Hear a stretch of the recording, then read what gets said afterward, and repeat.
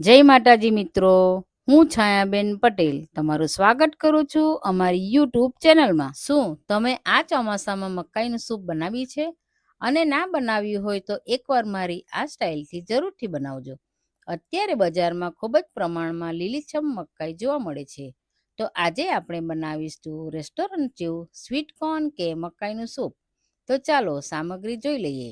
સૌથી પહેલાં એક નાનું ગાજર ચોપ કરીને લીધું છે. ત્યારબાદ એક કેપ્સિકમ ચોપ કરીને લીધું છે. પછી થોડી ચોપ કરેલી કોબી લઈશું. તીખાસ માટે 2 લીલા મરચાં કટ કરીને લીધા છે અને આદુ લસણને પણ નાના નાના કટ કરીને લીધા છે અને મકાઈના દાણા છૂટા પાડીને લીધા છે. તો ચાલો બનાવવાનું શરૂ કરીએ. સૌથી પહેલાં એક મિક્સર જારમાં મકાઈ ઉમેરી લઈશું. આમાંથી 2 ચમચી મકાઈના દાણા સાઈડ પર મૂકી રાખ્યા છે. હવે મિક્સરનું ઢાંકણ ઢાંકી સારી રીતે ક્રશ કરી લઈશું. તમે જોઈ શકો છો સારી રીતે ક્રશ થઈ ગયું છે. હવે એક કડાઈમાં એક નાનો ટુકડો બટરનો ઉમેર્યો છે. હવે 1 ચમચી તેલ ઉમેરીશું. તેલ ગરમ થાય ત્યારબાદ તેમાં ઝીણા કટ કરેલા આદુ લસણ ઉમેરી લઈશું. થોડા ગોલ્ડન બ્રાઉન થાય ત્યારબાદ તેમાં 1 ચમચી કાપેલા મરચાં ઉમેરી લઈશું. ચાલો તો એક એક કરીને વેજીટેબલ ઉમેરી લઈએ. 1 વાટકી કાપેલા ગાજર ઉમેરીશું. પછી તેમાં 1 વાટકી ઝીણા સમારેલા કેપ્સિકમ, 1 વાટકી ઝીણી સમારેલી કોબી અને 2 ચમચી જેટલા મકાઈના દાણા ઉમેરી લઈશું અને સારી રીતે મિક્સ કરી લઈશું. અહીં તમે તમારા મનપસંદના વેજીટેબલ લઈ શકો છો. થોડું ગોલ્ડન બ્રાઉન થાય ત્યાર પછી તેમાં 1 ચમચી મીઠું ઉમેરીશું. મીઠું ઉમેરી સારી રીતે મિક્સ કરી લઈશું. હવે મકાઈ ક્રશ કરી હતી તે આપણે ઉમેરી લઈશું અને એને પણ સારી રીતે મિક્સ કરી લઈશું. ત્યારબાદ તેમાં 2 વાટકી પાણી ઉમેરી સારી રીતે મિક્સ કરતા જઈશું જેથી એમાં લમ્સ ના રહે. હવે એક ઢાંકણ ઢાંકી 5 મિનિટ ઉકળવા દઈશું. 5 મિનિટ પછી ઢાંકણ ખોલી ચેક કરી લઈએ. તમે જોઈ શકો છો સૂપ ઉપર યલો લેયર આવી ગઈ છે. હવે ચા ગરણીના મદદથી આપણે થોડી થોડી યલો લેયર કાઢતા જઈશું. ત્યારબાદ 1 વાટકીમાં 2 ચમચી કોર્નફ્લાવર ઉમેરીશું. થોડું પાણી નાખી પાતળી સ્લરી બનાવી લઈશું અને આપણે સૂપમાં ઉમેરી લઈશું. ચોમાસું હોય કે શિયાળો હોય, આ સૂપ મેં બનાવી મારા ફેમિલી મેમ્બર્સને પીવડાવું છું. આ રેસીપીમાંથી 4 જણા માટે બનશે. મકાઈમાં ભરપૂર માત્રામાં ફાઇબર્સ જોવા મળે છે. હવે 1 ચમચી કારા મરીનો પાવડર ઉમેરીશું અને 1 પેકેટ મેગી મસાલો એડ કરી લઈશું. મેગી મસાલો એડ કરવું બિલકુલ ઓપ્શનલ છે. તો આપણો રેસ્ટોરન્ટ જેવો ગરમા ગરમ કોર્ન સૂપ કે સ્વીટ કોર્ન સૂપ પીવા માટે રેડી છે. તો ચાલો સર્વ કરી લઈએ. ચાલો તો આપણું સૂપને સર્વિંગ બાઉલમાં લઈ લઈએ. તો મિત્રો, બન્યું છે ને એકદમ હોટલ જેવું સૂપ. ઉપરથી સૂપ સેવ નાખી પીવાની ખૂબ જ મજા આવશે. આ રીતે એકવાર જરૂરથી બનાવો. ખૂબ જ ટેસ્ટી અને સ્વાદિષ્ટ બને છે અને ઠંડા વાતાવરણમાં આવું સૂપ પીવાની ખૂબ જ મજા આવે છે. તો તમે પણ આ રેસીપી ઘરે એકવાર જરૂરથી ટ્રાય કરજો. ખૂબ જ ટેસ્ટી બને છે. તો ચાલો બીજી રેસીપી જોઈ લઈએ. આજે આપણે બનાવીશું સરગવાની સિંગનું સૂપ, જે આપણા શરીર માટે ખૂબ જ ફાયદાકારક છે. સરગવાનું સૂપ એકદમ ઓછી મહેનતે સહેલી રીતે કેવી રીતે બનાવવું અને એનો ટેસ્ટ વધારવા માટે શું ઉમેરવું, એ બધું હું તમને આગળ વિડીયોમાં જણાવીશ. તો ચાલો બનાવીએ.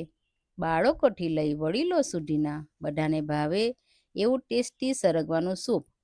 તો હવે ટેસ્ટી સાથે હેલ્ધી એવું સરગવાનું સૂપ બનાવવા માટે મેં અહીં 3 મીડિયમ સાઇઝની સરગવાની સિંગ લીધી છે. એકદમ લીલી, તાજી અને માવાવાળી હોય એવી સરગવાની સિંગ લેશો તો સરગવાનું સૂપ ખૂબ જ ટેસ્ટી બનશે. હવે આપણે સરગવાને સારી રીતે ધોઈ અને ઉપરનો અને નીચેનો ભાગ કટ કરી લઈશું અને હવે આપણે મીડિયમ સાઇઝના ટુકડા કટ કરતા જઈશું.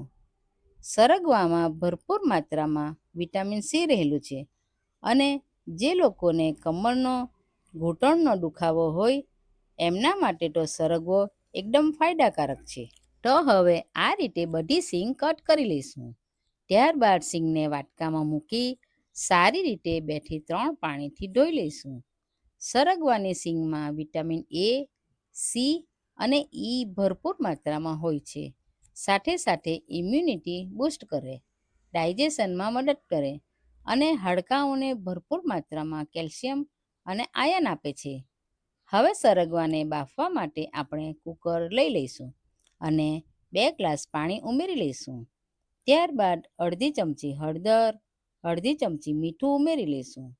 મીઠું તમે તમારા સ્વાદ અનુસાર વધતું ઓછું કરી શકો છો અને કુકરનું ઢાંકણ ઢાંકી મીડિયમ ગેસ પર 3 થી 4 સીટી પાડી લઈશું. 3 થી 4 સીટી પછી આપણી સિંગ સારી રીતે બફાઈ ગઈ છે. ચાલો તો હવે એક મિક્સર જાર લઈ લઈએ અને મિક્સર જારમાં થોડી સિંગ ઉમેરી લઈશું અને ઢાંકણ ઢાંકી ક્રશ કરી લઈશું. હવે એક બાઉલ લઈશું અને એના ઉપર એક મોટી ગરણી મૂકીશું. ત્યારબાદ જે સિંગ ક્રશ કરી હતી તે ગરણી પર મૂકી મેશ કરતા જઈશું. અહીં તમે હેન્ડ બ્લેન્ડરનો પણ યુઝ કરી શકો છો. આ રીતે સિંગનું વઢેલું પાણી હતું તે ઉમેરતા જઈશું. ચાલો તો હવે આગળની પ્રોસેસ ચાલુ કરીએ. હવે એક કઢાઈમાં 1 ચમચી ઘી ઉમેરીશું. તમે તેલ કે બટરનો પણ ઉપયોગ કરી શકો છો. ઘી ગરમ થાય ત્યારબાદ તેમાં 1 ચમચી જીરું ઉમેરીશું અને નાની 1 ચમચી હિંગ ઉમેરીશું. થોડા કઢી લીમડીના પાન ઉમેરી લઈશું અને સિંગનું સૂપ ગાળી લીધું હતું તે ઉમેરી લઈશું. અહીં તમારે ગેસની ફ્લેમ મીડિયમ રાખવી. આપણે અહીં સિંગ બાફી હતી ત્યારે મીઠું ઉમેર્યું હતું, એટલા માટે હમણાં મીઠું ઉમેરીશું નહીં. પણ તમને થોડું મોરું લાગે તો તમે તમારા સ્વાદ અનુસાર વધતું ઓછું કરી શકો છો.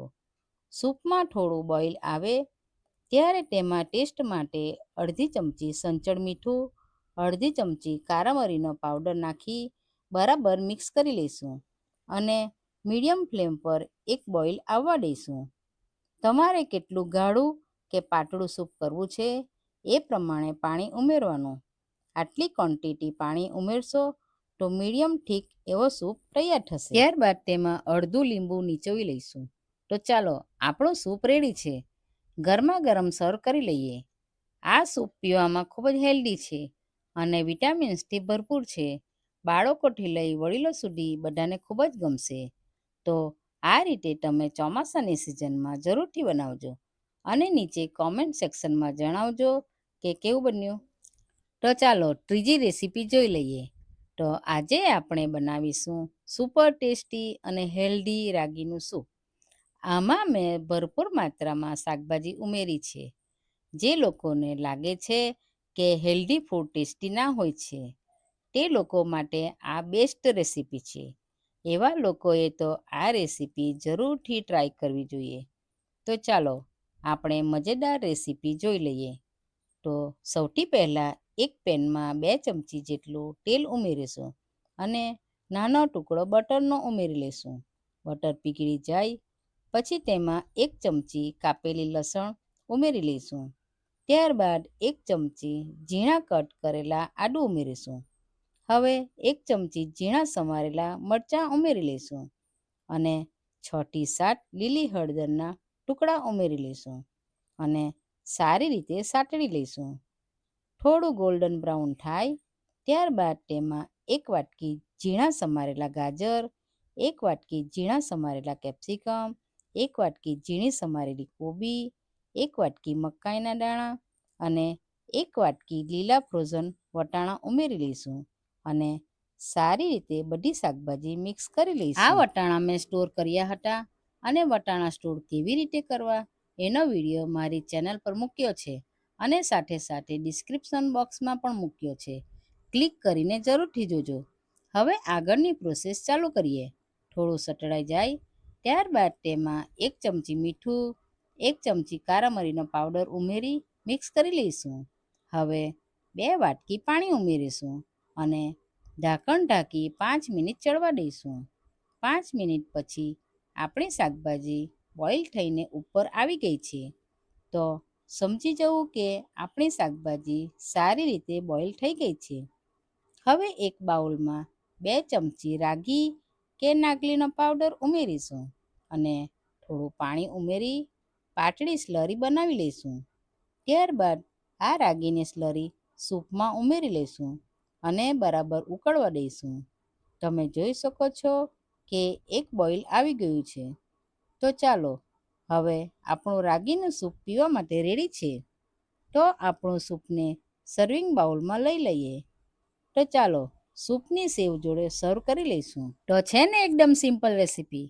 તો આ રીતે તમે આ ઠંડા વાતાવરણમાં આ ગરમા ગરમ હેલ્ધી સૂપ ઘરે બનાવો. અને આગળ પણ મેં કહ્યું હતું તેમ આ સૂપ તો નાના બાળકો અને વડીલો માટે રાગી સૂપ ખૂબ જ ફાયદાકારક છે. ચાલો તો ચોથી રેસીપી જોઈ લઈએ.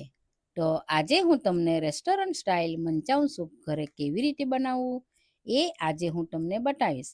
આ રેસીપીમાં ભરપૂર માત્રામાં વેજીટેબલ ઉમેરેલી છે. ચોમાસામાં આ ગરમા ગરમ સૂપ ખૂબ જ સ્વાદિષ્ટ અને ટેસ્ટી બનશે. તો ચાલો રેસીપી જોઈ લઈએ. તો સૌથી પહેલાં એક કઢાઈમાં 2 ચમચી તેલ ઉમેરીશું અને એક ટુકડો બટરનો ઉમેરીશું, જેથી ટેસ્ટ સરસ આવશે. ત્યારબાદ 1 ચમચી કાપેલી લસણ, 1 ચમચી કાપેલા આદુ, 1 ચમચી ઝીણા સમારેલા મરચાં અને 1 ચમચી લાંબી કાપેલી લીલી હળદર નાખી 2 થી 3 મિનિટ સાતળી લઈશું. થોડું ગોલ્ડન બ્રાઉન થાય ત્યારબાદ તેમાં 1 વાટકી ઝીણા સમારેલા કાંદા, 1 વાટકી ઝીણી સમારેલી કોબી, 1 વાટકી ઝીણા સમારેલા ગાજર, 1 વાટકી ઝીણા સમારેલા કેપ્સિકમ અને 1 વાટકી મકાઈના દાણા ઉમેરી મિક્સ કરી લઈશું. આ મંચાઉ સૂપમાં તમારા ઘરમાં કોઈ પણ અવેલેબલ શાકભાજી હોય તો તેનો તમે ઉપયોગ કરી શકો છો.